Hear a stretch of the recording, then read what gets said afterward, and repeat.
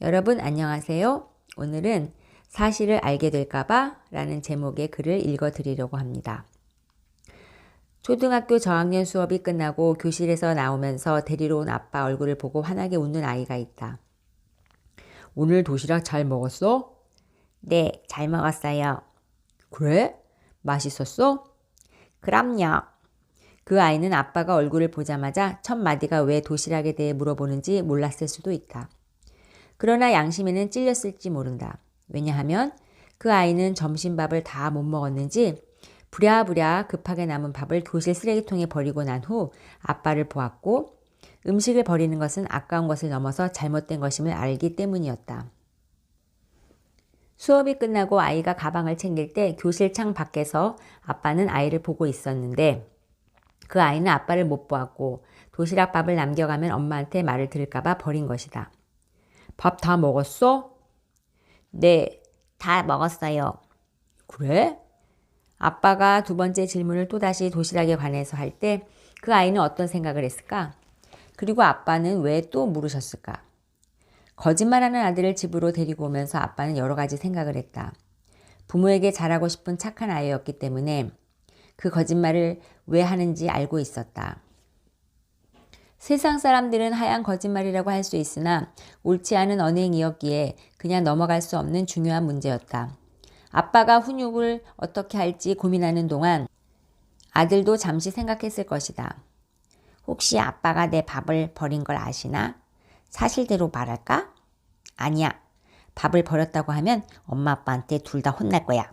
엄마 화내면 무서운데 그냥 모른 척하자.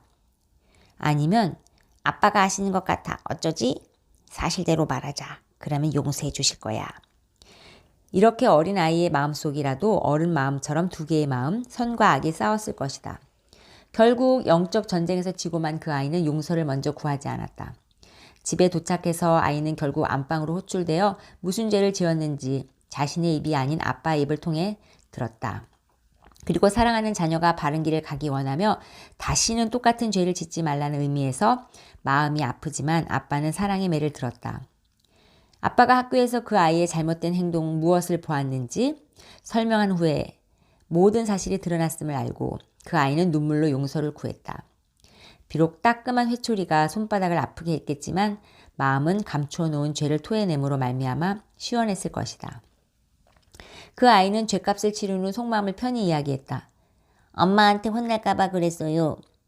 그랬구나. 그런 마음이었구나. 널 이해한다. 그러나 엄마한테 야단 맞을까봐 속이는 건 거짓말을 하는 거니까 잘못하는 거야. 앞으로는 내 마음을 솔직하게 말하고 죄를 짓지 말아라. 아까 아빠가 밥 다 먹었냐고 두 번째로 물어봤을 때 사실대로 말하고 잘못했다고 했으면 매는 안 맞았을 거야. 아프지? 앞으로 오늘 일을 기억하고 똑같은 잘못을 하면 안 된다. 알았지? 네. 누구에게나 있을 법한 이 일은 부모로서 그냥 웃고 지나칠 수 있는 일일 수 있지만 사실 하나님과 우리 관계를 생각한다면 많은 생각을 하게 된다. 이 세상이 교실이라고 생각하고 아버지가 하나님이며 그 아이가 우리라고 생각할 때 우리는 하나님께서 우리를 주목해서 지켜보고 있다고 얼마나 인식을 할까? 시편 139편 1절에서 4절 말씀에 보면 여호와여 주께서 나를 살펴보셨으므로 나를 아시나이다.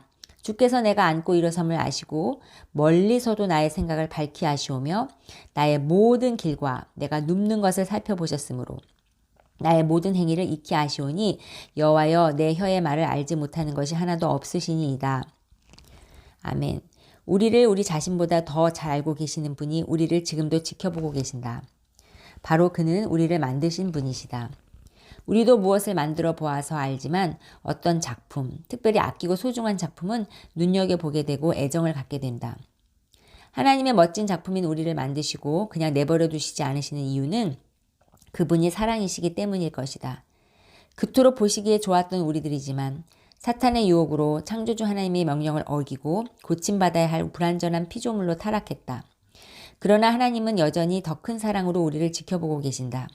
그리고는 우리가 잘못할 때 이야기의 아빠처럼 알려주시기 원하신다. 비록 매를 들어서라도 말이다. 히브리서 12장 8절에 보면 징계는 다 받는 것이거늘 너희에게 없으면 사생자요 친아들이 아니니라. 아멘. 하나님이 왜 무서운가? 우리가 잘못할 때마다 벌을 내리실까봐? 그렇다. 우리는 잘못하면 벌 받을 것을 알고 있는 것이다. 믿는 자든 믿지 않는 자든 양심을 통해 벌 받을 것을 말이다. 이는 고린도후서 5장 10절에 보면 우리가 다 반드시 그리스도의 심판대 앞에 나타나게 되어 각각 선악간에 그 몸으로 행한 것을 따라 받으려 함이라. 그런데 너무도 다행이고 감사한 것은 그 벌이 죽음 이후로 잠시 유보되어 있다는 것이다. 우리가 어떻게 이 세상에서 행동했는지에 따라 상과 벌을 받게 될 것이다. 미리 이 땅에서 잘못한 죄들에 대해 용서를 구한다면 예수님이 십자가 보혈로 말미암아 씻김을 받게 될 것이고 끝까지 하나님께 숨기고 진실하지 못하다면 후에 영벌을 피하지 못할 것이다. 그렇다면 어떻게 해야 할 것인가? 세상에 있는 사람들이나 혹은 자신을 만족시키려는 걱정이 아니라 하나님을 흡족하게 해드리는 마음을 품자. 그러기 위해 하나님의 뜻대로 하는 근심을 해야 할 것이다. 고린도후서 7장 10절에서 11절 말씀에 보면 하나님의 뜻대로 하는 근심은 후회할 것이 없는 구원에 이르게 하는 회개를 이루는 것이요. 세상 근심은 사망을 이루는 것이니라.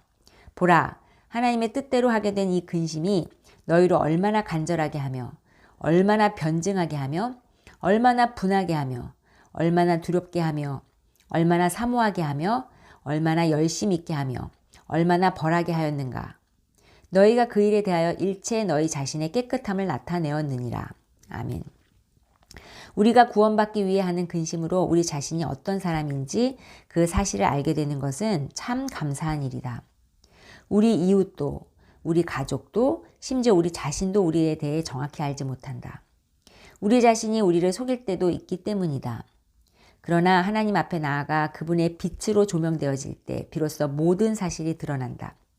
드러나는 것을 싫어하는 사탄은 오늘도 우리에게 속삭인다. 하나님은 두려운 분이야. 하나님과 가까이 갈수록 내가 감추고 있는 모든 사실이 드러나 너를 벌하실걸. 이렇게 속삭이며 가까이 다가오시는 하나님을 멀리 하늘로 밀어낸다. 그러나 하나님은 죄에 대해서는 엄하시고 무서우신 분이시지만 용서를 구하는 자에게는 한량없이 자비로우시고 긍휼이 많으신 분임을 잊지 말자. 나도 알기 싫은 나에 대한 사실을 알게 될까 봐. 하나님을 기피했다면 용기를 내어 그분께로 나아가 보자. 그러면 그분에 대한 오해와 여러 가지의 두려움으로부터 벗어날 것이다. 요한일서 1장 6절부터 10절 말씀. 만일 우리가 하나님과 사귐이 있다 하고 어둠에 행하면 거짓말을 하고 진리를 행하지 아니함이거니와 그가 빛 가운데 계신 것 같이 우리도 빛 가운데 행하면 우리가 서로 사귐이 있고 그 아들 예수의 피가 우리를 모든 죄에서 깨끗하게 하실 것이요. 만일 우리가 죄가 없다고 말하면 스스로 속이고 또 진리가 우리 속에 있지 아니할 것이요. 만일 우리가 우리 죄를 자백하면 그는 미쁘시고 의로우사 우리 죄를 사하시며 우리를 모든 불의에서 깨끗하게 하실 것이요. 만일 우리가 범죄하지 아니하였다 하면 하나님을 거짓말하는 이로 만드는 것이니 또한 그의 말씀이 우리 속에 있지 아니하리라. 아멘. 오늘 여러분들과 함께 사실을 알게 될까봐 라는 제목으로 글을 읽어드렸습니다. 우리가 하나님 앞에서 숨기는 것들이 있다면 그런 모든 것들이 하나님 앞에 나아갔을 때 빛으로 조명받아 드러나게 될 것인데요. 그럴 때 하나님께서는 우리를 너희가 이런 것을 잘못했다고 알려주실 때 우리가 잘못했다고 이렇게 하나님께 죄를 고백하면 우리는 거짓말을 해서 죄를 지었고 살인을 해서 죄를 지었다 하더라도 그 죄를 하나님께서 긍휼히 여기셔서 용서해 주실 것입니다. 그러나 우리가 만약에 하나님 앞에 나아가서도 우리가 죄 지은 것이 없는 것처럼 그렇게 한다면 우리가 하나님을 거짓말쟁이로 만드는 것이고 그것은 우리가 하나님께서 주시는 용서를 받지 못하고 결국 벌을 받는 그런 안타까운 상황으로 가게 될 것인데요. 그러니 오늘 하나님께서 알려주신 성경 말씀처럼 우리는 하나님께서 기뻐하시는 구원에 이르는 근심을 하며 하나님 앞에 우리의 죄를 고백하고 회개하고 또 용서를 받고 그러므로 하나님 앞에 가까이 나아가는 것이 어떤 두려움이나 걱정이나 그런 것이 아니라 오히려 기쁨이 되고 감사가 되는 그런 우리 모두가 되었으면 좋겠습니다. 그래서 하나님은 왜 무서워? 하나님 나타나는 게 왜 무서워? 또 성령님이 우리 안에 계시는 게 왜 무섭고 성령님을 만나고 성령님의 음성을 듣는 게 왜 무섭냐고 이렇게 하시는 분들에게 하나님께서 이렇게 말씀해 주시는 것은 바로 아무것도 두려워하지 말고 나한테 가까이 오면 내가 너희들이 누군지 알려주고 또 너희들이 뭐가 잘못되어 있는지 다 알려주고 그것들로 인해서 이 다음에 벌 받는 것이 아니라 오히려 용서받음으로 너희들이 내 뜻대로 살아갈 수 있도록 그렇게 도와주겠다고 그렇게 오늘 말씀해 주고 계십니다. 우리 모두가 이렇게 하나님 앞에 우리 모든 우리가 감추고 있는 것들이 다 사실들이 드러나서 알려져서 하나님으로부터 잘못된 것을 우리가 하나님께서 알려줄 때 우리가 깨닫고 또 하나님한테 모든 죄를 고백함으로 말미암아 깨끗하게 용서받는 그런 하루, 또 하나님과 가까워지는 하루가 되기를 소망해 봅니다.